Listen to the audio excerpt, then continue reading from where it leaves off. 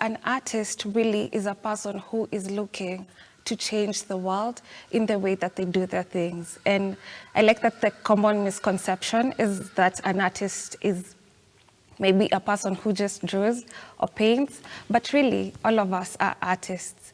There are those who use fine art, such as me, to express ourselves.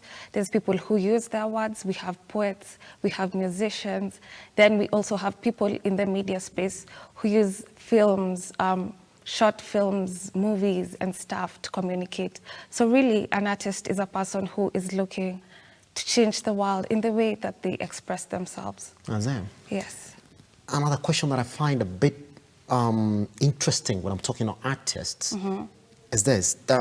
You want to express yourself through painting, a drawing. Let's dial it back a bit. So to you, art is not essentially a visual expression, is it? Yes. I've drawn a car, guys. I've drawn a human being. I've drawn some land. I have a sculpted something. That's it. That's it. Done. So if I can give you a backstory, up until the 18th century, art was a really wide, it was a wide word. So anything that the human beings put out was considered art, of whatever capacity. It was really just human skill, what you could do with your hands. Everything in that capacity was considered art. But then the broadness of it tended to set some people off. So as time went by, it went being narrowed and narrowed into what we now have as fine art and things in the creative space, such as films and music and stuff. But then it hasn't moved away from everything that probably somebody would do considers as art. Because indeed, when I'm speaking, I keep on referring to the first deep conversation that even this one is getting deeper that I've ever had with an artist last week. They said, well, you see, if I express Nairobi through a proper painting, like you go to a street, probably Moy Avenue or Kimathi Street or whatever street it is, then maybe on a Friday evening, then I capture that in my mind and then I can put it down to a painting.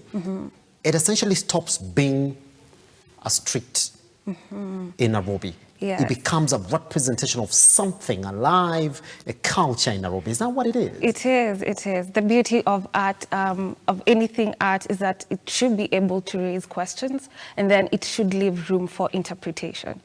Yeah, because the same way, we look at the same things, but we don't all see them the same. Yeah.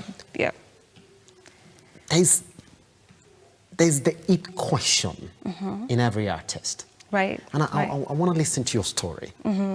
It's not common that somebody decides, well, I want to be an artist. There are artists that have something they're struggling with. Could be good, could be bad. Yes. So Waridi, what are you struggling with that you're trying to express with your art? Thank you. I'd say for me as a fine artist, and for many fine artists, we have this strong conviction in us. It's just, as an artist, you are born to create. In whatever space you are creating something. Whether it's a piece of art that people can look at, whether you're creating someone to become something better, you're always creating something. And so for me, I have this great conviction to change the world with my art, for the positive, that is. Because art, as wide as it is, it can also be used in a negative way. But for me personally, I'd love to change the world positively with my art. The best way to understand an artist is to truly know them.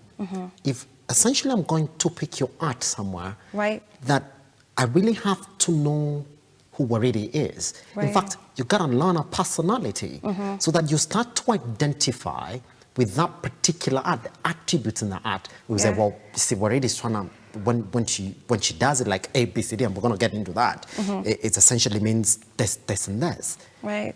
Is it difficult to understand art if you really do not understand the creator? That is, it will be very hard for me to interpret your art if I do not know you. I've got no clue of who the artist is and how they communicate themselves. Yes. The beauty of me as an artist, I love my profession. I love my world. It's a beautiful one, I have to say. And so I get to visit galleries. I have friends who are artists, and I get to see their work. And I have to tell you, even me, as much as I'm an artist, I will look at another artist's work and think, wow, what was going on through their mind when they created this piece?